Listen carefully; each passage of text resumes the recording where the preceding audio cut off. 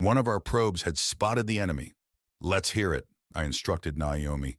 The Sarissa installation has been rendezvousing with the passive sensors previously deployed along the assemblage approach vector approximately every 2 days. The animated sunflower began. Within the past 3 hours, it visited platforms 12 through 16. The data downloaded from platforms 13, 14, and 15 included high-priority tags, and their full records have just been analyzed and verified. We have directly detected the assemblage arc, and now have its course and speed precisely calculated, Naomi reported. Let's see it, I exclaimed at the same time Riho spoke to ask if the sensors had been detected. Naomi replied to Riho first. Ambassador, no directed emissions towards any of our probes have been detected thus far. Therefore, it remains improbable that their presence has been noted. The sunflower then turned to me. John, the passive sensor data does not allow for a detailed rendering of the actual arc at this time. Uxe Esperanza is currently entering deep interface with the Phobos installation to assist with the deployment of a rapid response, close surveillance stealth probe. Wormhole activation should occur in approximately 43 seconds. Omu appeared in the virtual just then. Her beautiful, sultry-looking representation was wearing work coveralls. Sorry I am late. My processing capacity was fully engaged doing telepresence duty on Vesta. I also have news. For the past few weeks, Omu had been busy doing double duty. Using the communications wormhole link to Vesta, she had been using her presence to remotely assist Rosie, Jonathan's android companion, to teleoperate over 1,000 mobile construction units. The two minimal AIs were partnered with 3 humans, Jonathan, Sova, and Adis Z. Zabel, who were supervising the installation of the sensitive hardware for acid rain. Ux was also aiding the group from Phobos when she had the time. What is it, Omu? I asked. Jonathan reports that we are nearly fully operational on Vesta and will soon be ready for your arrival, the beautiful raven-haired avatar said. I needed to go there and physically create the activation keys, which would trigger the device when needed. Jonathan and Ux would have copies of the keys as well. Of the 3, 2 would be needed to activate the facility. I looked to Riho. Are you ready for a trip back to where we received you into our system? I exist to attend, John, the alien replied. I caught Riho admiring Omu's virtual form. I almost snorted when the Hemru stood up just a bit straighter, projecting her virtual breasts slightly more than they had been. Naomi, when will you have the energy to transfer us to Vesta? I asked. 1 moment, 12 seconds to assemblage flyby wormhole activation. John, inter-system transport for your party to Vesta will be available at various times, beginning in 26 hours, 12 minutes. Thank you, Naomi. I then turned to Riho. We will transfer soon, but I'd imagine the trip to Vesta could be delayed depending upon what we discover about the Ark. Riho simply nodded. Half the white virtual meeting room bubble blanked out and was replaced by an ultra-high-definition view of the Phobos wormhole machinery. The purplish shimmer of spatial distortion was just beginning to form into a ring shape. Around the main torrid ring, the gigantic surrounding momentum compensator coils were glowing brightly as they took in enormous energies and spun up their exotic matter to near light speed. The terminus for this wormhole was going to have a high spatial velocity. I imagined a hole in space opening up in space over 8 light-years away in the direction of Procyon. The hole was not stationary and was moving along at nearly 7.5% light speed, or slightly higher than the velocity of the assemblage arc. The ring formed, and there was a shimmer as a high-powered telescope sensor was poked through the speeding distant terminus. The image shifted and now showed a slightly red-shifted star field. John, are you there? A voice said. I recognized the voice as Ux's. A new avatar appeared with us, but as it was simply a dull and static image of my wife's normal virtual appearance. I understood that Uxa was not actually animating the avatar, and that we were only hearing her relayed thoughts audibly. Yes, honey, Riho and Omu are also here with me. Good. I have formed this wormhole approximately 90,000 kilometers beyond the calculated position of the enemy vessel. The wormhole has been accelerated to have a spatial velocity of about 0.25% faster than the enemy's 7.496% of light speed. That speed will give us a rate of closure of about 760 kilometers per second as the wormhole traverses past the enemy. The trajectory of the wormhole will skim by the assemblage arc at a distance of around 60,000 kilometers at its nearest point of passage. The starfield jogged and slewed around quickly until it focused on a fixed point looking forward along the path of the wormhole. The view enlarged and stabilized, presenting us with our first direct sensor view of the enemy arc. I found myself involuntarily stepping closer to study the image. Instead of a spherical object, or something resembling most common asteroids, the arc was very long and appeared wasp-waisted. Columns of data appeared alongside the slowly shifting image with indicators pointing to its length, width, and other dimensions. Ux's voice spoke up, saving me from having to scrutinize the data. The enemy arc is roughly cylindrical, with a length of 14.84 kilometers and a maximum diameter of 1.732 kilometers. The central shaft of the cylinder is smaller, tapering inward from each end and measuring approximately 1.2 kilometers in diameter at its narrowest. The entire object is aligned with its current vector of travel and is rotating at 4.62 revolutions per minute.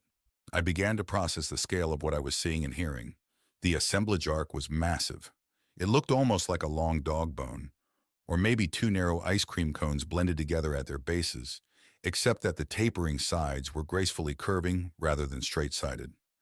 The current view mostly showed the aft end of the arc quickly growing larger as our point of view became closer. It was apparent from first glance that the large bulbous aft end of the arc was scarred and pockmarked with damage and impact craters. Data showed that some of the fissures were close to 100 meters deep, illustrating that this end mass was solid. Targeting the surface of the object with a pinpoint laser scan, "Stand by," Ux said. Despite needing to keep a low profile, we needed to risk exposing our sensor by projecting a few short bursts of energy required to do a spectral study of the makeup of the arc. It was hoped that a shielded laser aimed at a bare-looking section of the arc would not be detected. If our wormhole was detected, it was hoped that our overtaking course would fool the enemy into thinking that we were something coming from the Hemru system behind it and not from our solar system ahead. No sign of noticing our laser, I caught new lines of data appearing next to the images. It was the preliminary analysis of the brief spectral scan. "Iron with heavy traces of nickel," I muttered to myself after reading what were the most prevalent elements detected. The theory that the enemy arc was originally constructed from an asteroid appeared sound. But what was up with this strange shape? As our probing wormhole continued on its trajectory, overtaking the object, its aspect changed until we were looking at the long vessel from nearly side on. Our closer vantage now allowed new details of the narrow central link portion to become apparent. Most notable of these was that there were massive rings encircling the otherwise smooth, curving inner segments of the long structure. Unlike the uncluttered, smooth, tapering exterior of the arc sides, or the rough, asteroid-looking cratered bulbous aft end, these rings were studded with artificial-looking complexity. Perhaps they were antenna bands or weapon mounts. The rings were currently fixed in place, but I could easily imagine that the bands could rotate independently of the main object. "It looks like those bands can rotate," I said to the others. Omu responded, "If so, the bands would be an ideal place to mount sensors, energy projectors, or other equipment requiring positional accuracy. The overall object is clearly too massive to adjust its rotational speed quickly and efficiently. Spinning the smaller bands opposite the main object would counteract all rotation and thus offer a stable platform. Or the bands could bring weaponry to 1/4 independent of the main object's rotation," Riho added. "Also note the locations of the bands are near the minimum diameter portions of the object's central spine. This places them in the shadow of protection formed by the leading end debris shield, and therefore they will be effectively protected from impact damage caused by collision with interstellar particles." We continued watching the flyby of the assemblage vessel in silence until Ux's voice spoke. "I am detecting various energy emissions, with some being periodic and uniform. None appear to be focused on the wormhole. Likely radars or sensors of some sort," Omu stated. A new thermal image overlay appeared next to the high-resolution video. It showed that the curved inner segments of the arc had numerous thermal hotspots. The ring bands were the most active, but there were also various other patches on the curving main hull that were radiating heat. In addition to the hotspots, I was also able to see that the entire inner 12-kilometer-long curving shaft was gridded with a fine hexagonal mesh of higher-than-background temperature. "What is that web pattern covering most of the center section?" I asked. Naomi answered instead of "Ux." My wife must be too busy to acknowledge our exterior input. The AI Advisory Council deduces that the majority of the surface area of the object is covered with a superconducting mesh. A primary function of the mesh may be for the general radiation of excessive heat, as this would be an effective and robust solution as compared to deploying vulnerable thermal radiators, although the dissipation rates are likely lower. Our fast flyby tour was now moving towards the front of the assemblage arc. It appeared that the bow end of the enemy object matched the aft end with a similar asteroid-like shape and cratered texture. It was interesting that the number of scars, fissures, and craters was almost identical between the ends. Why are both ends damaged? Did the Hemru attack also target the bow? I asked.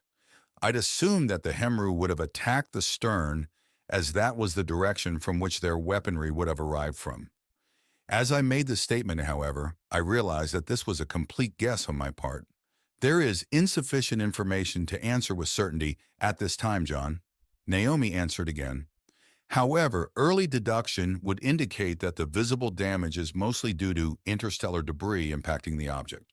Regarding evidence of the Hemru attack, residual radiation on the object's trailing end appears to be the result of antimatter annihilation events. I processed that and was confused. Debris impact on both ends? Was it damaged when it left its home system? Did it flee an explosion? I asked Naomi to explain. It is logical to assume that at some point during the Ark's long migration, it reoriented itself, bow to stern. This was likely due to accumulated impact damage. Ah, that made sense. The Ark must have been designed for the long haul and had launched with two front ends. At some point during its 7 millennia journey, it had rotated to point its undamaged reserve end towards the oncoming debris. If that was true, the damage we were seeing on the Ark's current bow indicated that the flip had occurred millennia ago, both ends appearing worn out with similar amounts of damage. Confirmed Pickett's statement that the Ark was near the end of its original mission. A new Ark would have had to have been created soon, or this one extensively repaired as the agent had directed us upon its arrival. As a new window opened, it was a closer view of the curving inner shaft.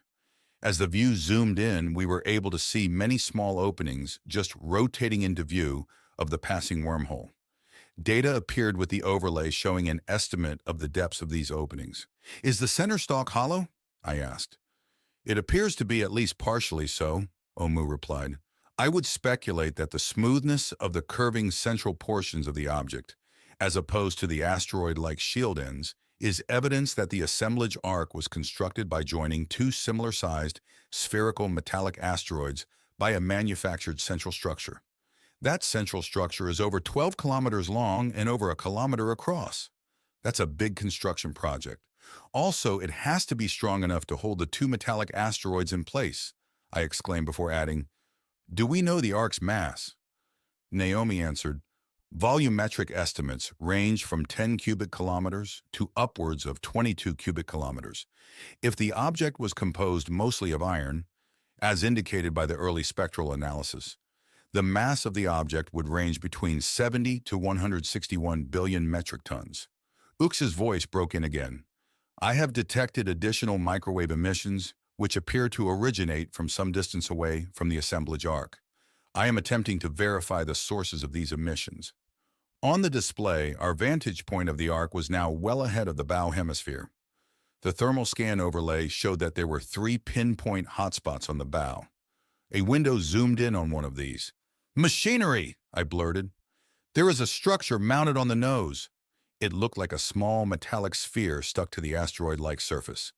The image zoomed in further until we could see manipulator arms attaching the new object to the surface of the arc. I could see small flashes of light from the end of one of the arms. "Is it a repair mobile unit?" Riho said. Naomi answered, "That is highly probable, Ambassador. The unit measures just over 60 meters in diameter. Spectral analysis of the energy release indicates some form of electron beam welding is occurring on the metal surface of the arc. The AI Advisory Council concludes that what you are witnessing is an ongoing repair or modification on the Ark itself. Localized high-energy microwave detections, Ux reported. The images we were seeing lurched as the sensor stalk was withdrawn back into the wormhole. We were able to see one last quick flash as the wormhole was abruptly shut down before the main camera images went blank. Wormhole terminated. The high-energy microwaves were formed in such a way as to indicate active searching. It looks like the Ark noticed something after all. Ux's voice spoke. I looked at Riho and Omu. The alien's virtual expression looked worried. What does that mean? I asked. Hello, Jon, Uxa answered instead of Naomi. Her previous static virtual representation was now fully animated, meaning her consciousness was now free to fully join us in virtual. She went on, I'm not sure if the microwave radar beams were some random event or if they had indeed noticed our wormhole. What this means, though, is that next time we will use a deployed passive scanner probe for any close passes of the enemy Ark. We won't have live images, but our spying will be much safer. A new display appeared. It showed a small object shaped like the enemy Ark. Ahead of the object were 3 flashing icons. Trailing the Ark were 7 flashing indications. Indicators appeared next to each flashing mark. I studied the closest and saw that it was reporting a distance of just over 2 million kilometers. The next was about double that distance, and this trend continued all the way to the 7th. What's this? I asked. We've determined that the Ark has friends, Ux explained, walking towards the projection and gesturing to the closest. While our sensors were active, we detected periodic signals being emitted from the main Ark. After each transmission, a reply signal was noted from the locations indicated on the screen. The delay time before detecting the reply pings was used to determine the distances to each source producing them, Ux added. Are they other assemblage vessels? Other Arks? I exclaimed. Naomi responded. They are some type of object flying in formation with the Ark, Jon. The AI Advisory Council has compared these new detections with the previously recorded data extracted from our deployed probes. No large objects were detected at the locations currently projected. Sentries or pickets? Riho said in a questioning way.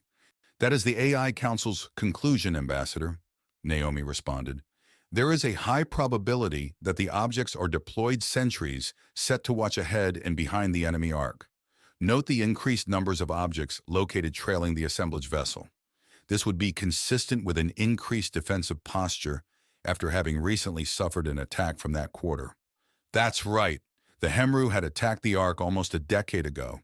Even if we were unsure what portions of the enemy Ark that attack damaged, it was undoubtedly launched from Hemru space and would have intercepted the Ark from behind. The assemblage would have taken steps against future such attacks. How will that affect our attack plans? I asked. Ux answered instead of Naomi. The initial attack plan should remain unchanged. We should deploy a spread of contra-terrain warheads from an initial point well aft of the Ark, likely over 20 million kilometers based on this new data. The spread will have a spatial velocity slightly higher than the Ark. We will then observe how the newly detected sentries respond to our attack using a large number of stealth probes sent along after the warheads. Attack as planned, but send along more observers. Then if the enemy were able to detect and somehow intercept our weapons, we'd have a ringside seat of the action and be able to plan alternative attacks as required. That would occur down the road, though, as over the next few weeks, we would be sending more stealth probes to perform close flybys of the enemy object. These plans were discussed for a few minutes before it was agreed to terminate the virtuality. Another meeting was set in the near future to review what we had just witnessed, and after smart humans and AIs had more time to go over the recorded data. We said goodbye to Yux, who reminded me would see her soon in the real when we rendezvoused on Vesta. With that, the virtuality winked out, and I found myself back in my berth on Corinthia. I was still awake and feeling the excitement of what I just witnessed in the virtual meetup. Riho stirred next to me. There was just enough illumination in the sub's berthing compartment to make out that she was watching me. Apparently, she had been returned to her shell awake or had been too excited to remain deeply asleep. Or possibly, Naomi had understood that we'd want to consider what we just witnessed while it was still fresh. Well, we have seen our enemy. What do you think? I'd quietly said to her. It was remarkable. The overall size and shape of the ark closely matched the few vague memory fragments which I retain. The new observance has not allowed me to recall any new memories, though. I am sorry, Jon. The AIs had scanned Riho's mind data thoroughly after its retrieval from the Hemru interloper probe. They concluded that many of her memories had been erased from Riho's mind after she had been recorded. Data about what the Hemru knew of the assemblage and their ark had been frustratingly scant. While the Hemru had undoubtedly recorded much data about the enemy ark when it had passed through their solar system millennia ago, they had chosen to not include that information with their recent probe, likely so as to not reveal their data-gathering capabilities in case the probe had been intercepted by the enemy. But that caution meant we would have to learn about our enemy on our own. That's all right. Our wormholes should allow us to gather the information we need, I replied. We were silent after that, each lost in our own thoughts about our recent exposure to our enemy. Finally, Riho rolled towards me and draped one leg over my thigh. She began running her hand lightly across my muscular chest. "What are your impressions after witnessing the assemblage arc, Jon?" she asked. "It was big, and it was also not like I expected, although I have to admit I'm not sure what I expected," I replied. "I was also surprised at the lack of major visible damage," I added after almost half a minute. "I guess I was hoping to find the vessel half-wrecked from the Hemru attack.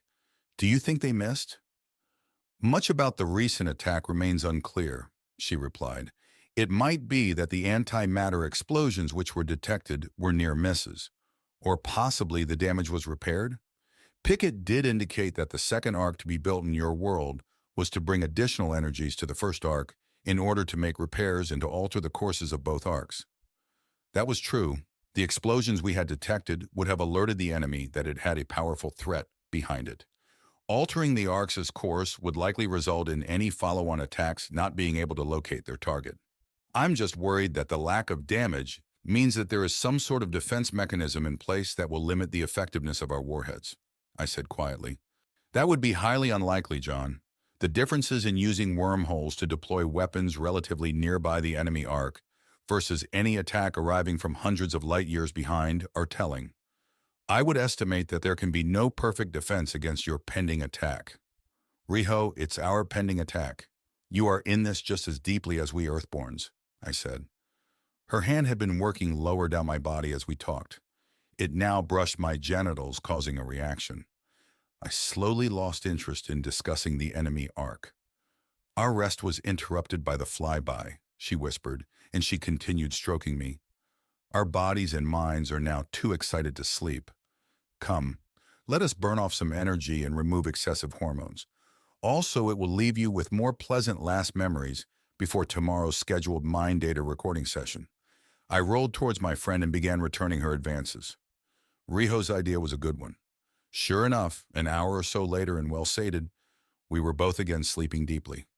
Vesta 4 asteroid, main belt, Sol system, December 3rd, 3116, 8 days later. "Welcome, brother," Jonathan said, slapping me on the back as we exchanged a manly hug. I returned his greeting enthusiastically, hugging him while also being careful to avoid contact with his pressure suit's airmaker backpack. As we broke apart, I was momentarily amazed at the changes which had occurred over the past 11 months in both Jonathan's demeanor and in our relationship. I was glad that we'd become friends, as of all the clones of our line, I considered his personality to be the most aligned to mine. I suspected that his decades of solitude had shaped his personality in much the same way as my almost 2 centuries of continuous active existence had mine. Because of our many similarities, I'd come to consider Jonathan to be my closest kin.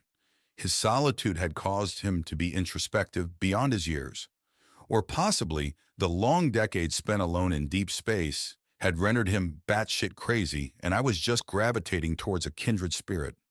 I'd best not have Omu or Naomi probe too deeply into that possibility. Jonathan met me alone.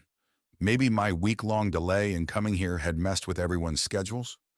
"Where is everyone?" I asked, looking around the minimally lit and nearly empty chamber. By the assortment of crates and containers near one end, I had to guess we were in a storage cavern of some sort. I also noticed a slight haze and an acrid odor in the air. Was there a problem with the airmakers? I'd arrived here via an inter-system ranged wormhole that had been generated by a newly commissioned facility built on Luna. The facility could poke a 2-meter diameter hole out to beyond the Kuiper Belt and had enough nearby power generation to do so a few dozen times an hour if needed. We'd constructed the new facility, along with 2 other sister stations, to help compensate for the loss of the Sarissa mechanism now that it was devoted to small diameter, ultra-long-ranged wormholes only. I was sure additional facilities would be continuing to be built as resources allowed, as humankind was becoming dependent upon this near-instant form of transportation. Helping the effort was the fact that the newer mechanisms used an order of magnitude less power than the old. They were thus able to be tied into existing local infrastructure more easily without depleting existing energy production. I, for one, would not miss the romance of cramped orbital launchers or the long-duration crush of the interplanetary torch ships. "They are in the control room next door," Jonathan replied, gesturing to a nearby closed hatch. "Your ex-wife wanted to inspect the Stinger as soon as she arrived." Stinger? Well, I guess that was as good a name for it as any. We were still not quite sure how we would be wielding what we had built here, but hopefully the enemy would feel its sting all the same. I'd expected to arrive directly at the control room where Ux was, and Jonathan must have noticed my puzzlement over the change in venue. The only other occupant present was Jonathan's fembot Rosie. The android was not wearing a skirt as she had the first time we met, and I saw that her groin area was smooth. She must have removed the simulated vagina she'd been equipped with when Jonathan had led his solitary life. Apparently, now that Jonathan was back living with other humans, he no longer needed the android for physical relief. I, for sure, was not going to ask. Rosie winked and licked her lips lasciviously as I studied her. I ignored her teasing, which resulted in her pouting. Score 1 for me. Jonathan had noticed our byplay and just shook his head. We now use this empty storage area for wormhole arrivals and departures, as the ceilings are higher. At my raised eyebrows, he continued, "The new lunar inner system wormhole machine has a simpler guidance partial AI. As a result, its SCP, spherical error probability, is almost 2 meters. We can't risk using it anywhere constricted, like the normal control room." My eyes were beginning to water slightly from the fumes. "What's wrong with the air?" I asked. "We had to use the Sarissa fabricators to augment module construction, and we used this chamber to store the newly fabricated lattice processor nodes. They were still curing and released etching solvents." "The air's better in the control room," he explained, and as he started pulling me towards the hatch. Once we reached it, he paused before cycling the latch. I need to tell you something." He paused, looking awkward, as if he were unsure how to begin. He almost looked distraught. "What? Did something happen with the project?" I asked as the silence stretched. "No, that work went smoothly, and we've even managed to keep the locals in the dark. Well, I know you and Sova Deduch have been, friendly recently, and..." Again he paused. I almost started laughing as I realized right away where he was going with this. I decided to screw with him a bit. "Yeah, isn't she great? It's been a bitch being apart since she returned to Vesta. I can't wait to see her again. If you know what I mean." I'd said the last with waggling eyebrows. He looked like someone had run over his puppy. He stuttered. I finally could not hold it in anymore and burst out laughing. "I'm just screwing with you, John. Sova and I were just casual. I'm glad if you and she are..." This time I was the one to pause awkwardly. Even though Sova and I had just been friends, I felt a momentary pang of selfishness. But I quickly quelled that feeling, as I had hundreds of times in the past. Living over 200 years meant that you sometimes met now happily crewed ships that you'd once passed in the night. Jonathan smiled, too relieved to be pissed at my screwing with him. Thanks, John. I'm really glad you're not upset. It's been awkward enough as is." For a moment, I was curious about his last comment, until I caught the brief look of anguish on his face as he looked towards Rosie. He then quickly turned away, heading for the chamber's exit.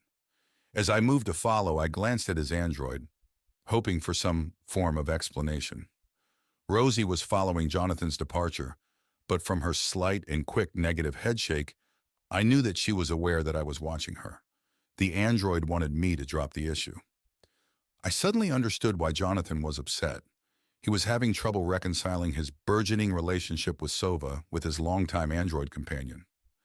That was a can of worms I definitely did not want to delve into. I knew Rosie, as an AI-based intelligence, would not suffer jealousy and would only want the best for her charge. Jonathan would just have to figure it out.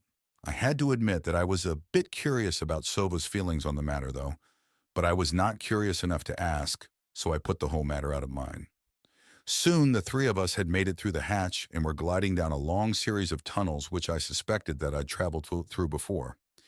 The Sarissa control room had been modified since I'd been here last. The nearby processor vault, which had once housed the firewalled AI truffles, had now been expanded. This expansion had spilled into portions of the control room and also into Yuxi's old experiment laboratory chambers. All this new computing power was needed for guiding the ultra-long-ranged wormhole machinery visible in the crater outside a large crystal viewport. In the open space adjacent to the viewport, a group of humans and one familiar android stood around an open storage crate attached to the floor. One of the humans, a short female, was kneeling next to the crate and manipulating its contents. I smiled as she looked up and met my gaze. "About time you got here, Jon.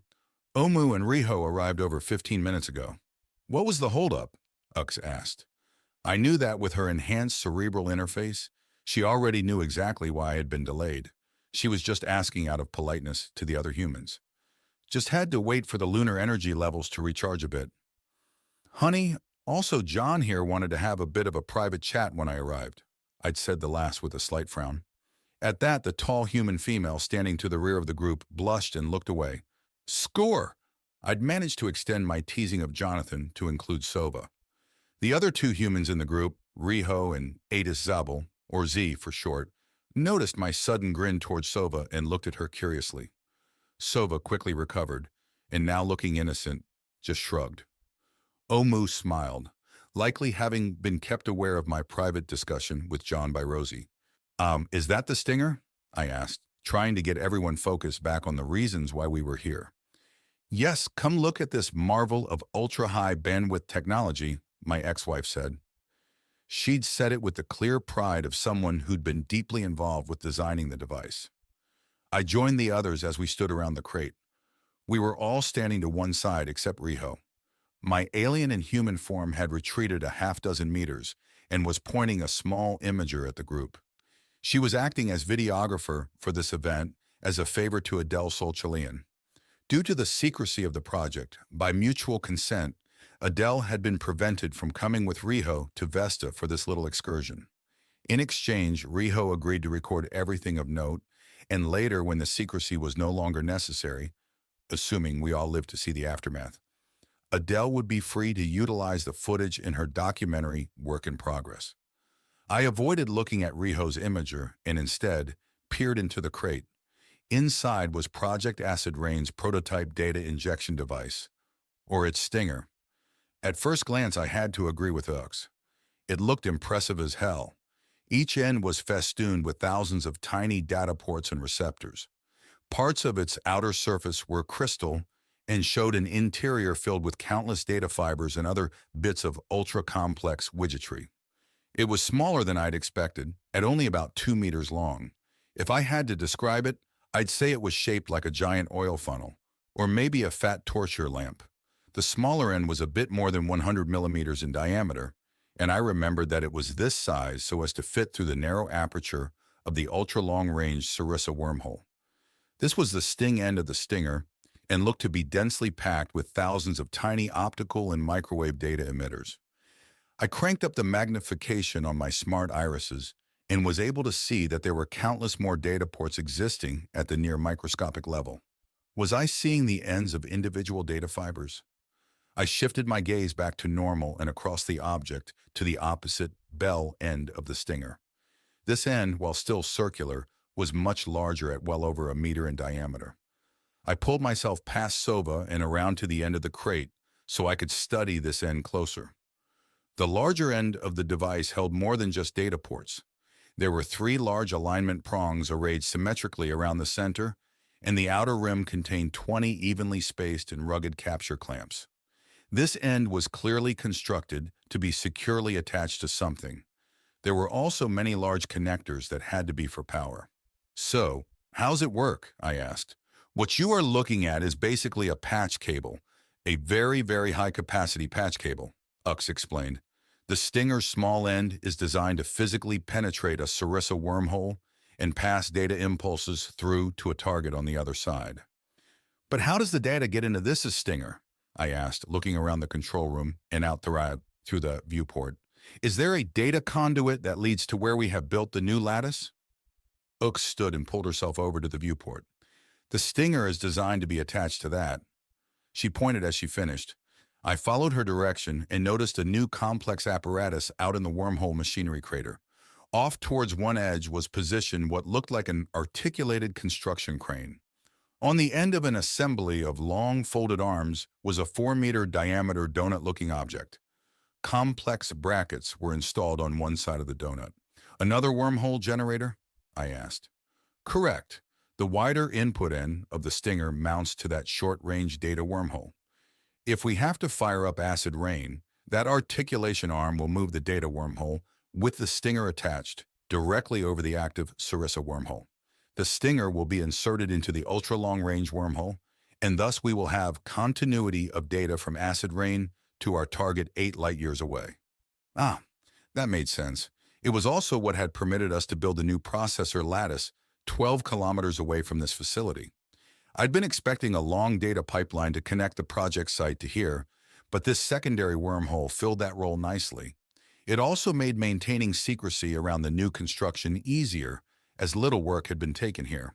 So if I understand this correctly, the Stinger and that secondary wormhole act as a bridge to link acid rain directly with the assemblage datanet? Yep. Pretty slick, huh? We've added enough shielding that I think even if we fire the lattice network, the Sarissa machinery will not be contaminated. We may be able to save this facility, Jonathan answered instead of Ux. "Maybe," Ux added with a frown. I realized that her expression was not from being preempted, but from her doubt that what he said was correct. "Is Jon right? We might be able to save the ultra-long-range wormhole generator?" I asked. "That might be a game-changer." She pulled herself back to where the Stinger lay in its crate. "The emitters on the Stinger are capable of transmitting bursts of data totaling around 1.26 exabytes in less than 500 milliseconds, Jon." She looked to the others as she continued. "An exabyte is 10 to the 18th power bytes. We've determined that as little as 1 terabyte of hyperdata can easily break through our strongest protection algorithms. Even with near-perfect shielding, I don't think it's worth the risk to try and salvage the facility." I looked around the control room and out at the machinery in the crater. If we could save this place, that would be tremendous. It would also make the decision to use acid rain much easier. We will have to think about that. "Ux, how does this Stinger inject its data payload into the enemy's datanet? Are there conductive filaments hidden inside? Or is the method via wireless transmission?" Riho asked. "We have not quite figured that out yet, Ambassador," Ux replied. "What we have here is incomplete. I've designed 4 final attachments for disseminating data. Until we have a better understanding of the infrastructure on the enemy vessel, I will not be able to determine the best method of data transfer. How are we going to get that information? I'm not sure, Jon. Maybe future close-range probes will gather enough intelligence. Maybe we will have to land on the enemy and penetrate inside. If we can obtain precise coordinates, Sarissa might be able to project an aperture to those coordinates, including deep inside the enemy vessel," she explained before pausing. She seemed to be considering something new. Finally, she spoke. "It may also be that we have to use the larger Phobos wormhole build or transport a larger, more powerful data transmitter very near the enemy. If that is the case, this Stinger will be used as a transfer conduit from acid rain to that new transmitter. We just don't know." She looked defeated and more than just a little tired. I felt sympathy for her. So much of our plans depended on her and her linkage with the AIs. "We will figure it out, honey," I said soothingly. "Remember, acid rain is just one option for us. It is likely that our antimatter torpedoes will do the job just fine. There are many other response options in the works, and we have a century yet to come up with more. I'm worried about the torpedoes, John. The lack of heavy damage from the Hemru attack makes me wonder if the assemblage had some defensive capability we have not thought of, Ux said. Riho nodded at that. I knew she had similar thoughts after seeing the first wormhole flyby. We will cross that road if they are unsuccessful. Like I've already said, we have a bit of leeway, I replied. The next 10 minutes were spent by Uxa further explaining the stinger and the secondary wormhole shunt. I caught the highlights, but I was also deeply thinking over the whole war effort. What if our antimatter torpedoes were ineffective? I'd spent years working on the warheads, and it would be a shame to find out the enemy had a point defense system too strong to penetrate. If somehow it did come to pass that acid rain was our only hope, did we dare deploy it? It would only take a single slip-up to have our own weapon wipe ourselves out. Well, I said louder than the others, to get the reason for our visit, shall we proceed to the array and format the activation keys? Ux stood and went to where Omu was waiting by an airlock. My android companion had prepared 2 generic pressure suits for my former wife and me to wear as the lattice array areas were in partial vacuum. We would be riding in a short-range shuttle to the nearby crater where the array had been constructed. I'm sorry, Z and Sova, Jonathan said to the others, but we 3 decided that only me, John, and Ux should be present when the array is armed. Well, Omu also, of course, as she is carrying the keys. I understand, Sova said, as she pulled herself over to where Riho waited. Her expression was tight, and I knew that she was wondering why we still did not fully trust her. Having been familiar with the layers of secrecy at Forbin, Adis had just shrugged. Suit up, Sova, said Rosie. While they are gone, we will get the stinger installed onto the shunting wormhole's mount. The stinger is too sensitive to remain here in this control room when the other technicians return. Sova's expression brightened. I was amazed that Jonathan's android had picked up on the fact that Sova had felt left out and was attempting to correct those feelings. Or was it just coincidence? Riho, are you up for a bit of outdoor work? Rosie directed to my alien companion. There is a spare suite available if you'd like to assist, or you can stay inside with Z.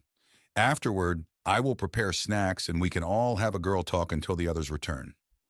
Ux and I chatted about Alec, Kayla, and even Hannah for most of the short trip over to the secured crater. Jonathan politely remained quiet, although he did ask an occasional question. Omu was piloting the shuttle on direct linkage, as the pod's partial presence was disabled to help limit our digital footprint. We were not worried about the AIs knowing our plans, but more about a bored, over-curious future human passenger as the shuttle was open to general public use. The ride was quick, as the acid rain complex was virtually just over the horizon. The secured projected work area came into view. It looked like a cluster bomb had hit the asteroid. There was a small central docking structure, surrounded in turn by 5 symmetrically spaced shafts. Each shaft was a pithead-looking structure, complete with a conveying system for tailings. Further out from the shafts were numerous automated modular manufactories, and beyond these, and forming a ring around the entire area, were concentric piles of overburden and spoil. The manufactories were still active, processing asteroidal rock and tailings into useful ores and various gases. It was also apparent from the small size of their input stockpiles that their work would soon be complete. The leftover waste was bonded together into spherical masses, twice the size of the shuttle. Piles of these formed the concentric mounds circling the entire area. The new hills resembled the spreading ripples around a drop hitting a smooth liquid surface. Accretion and vacuum cementing partially held the masses in place, but not quite homogenizing the waste spheres completely back into the asteroid. From the quantity of tailings, it was easy to see that the excavations had been extensive. Omu guided the shuttle pod to the center of the bullseye and set it down near the docking port of the central structure. Moments later, after we had donned our helmets, done our safety checks, and depressurized the shuttle, we crawled out the entry hatch and entered our secret doomsday facility. Just inside a smaller, human-sized entry to the central structure was a manifold of oxygen tanks for replenishing suit air makers. Beyond this alcove was a much larger area with a 3-meter diameter hole in the floor. Above this hole was a heavy bridge crane-like structure with robust lifting lugs suspended underneath. With Vesta's faint gravity, the crane must have been used to lift or lower high-mass objects. Also attached to the structure was a smaller fixed tether which hung vertically down into the darkness of the shaft. From the powered ascenders stored nearby, I deduced that we would be riding this tether down into the excavations below. "I will go first," Jonathan said through the suit's comm system. "Follow along and try to keep 5 meters separation at all times. The 4 of us descending simultaneously will make the ride a bit bouncy, but the shaft walls are bored smooth so you can guide yourselves with your hands if you bump." That said, he clipped one of the powered ascenders to his suit and to the tether and stepped off the edge of the shaft. Vesta's faint gravity pulled him down until the ascender bit and slowed his fall. Ux and I leaned over, watching his suit lights grow more distant in the pitch-black shaft. She looked at me with more than a little fear and doubt. "Ladies first," I said with a grin.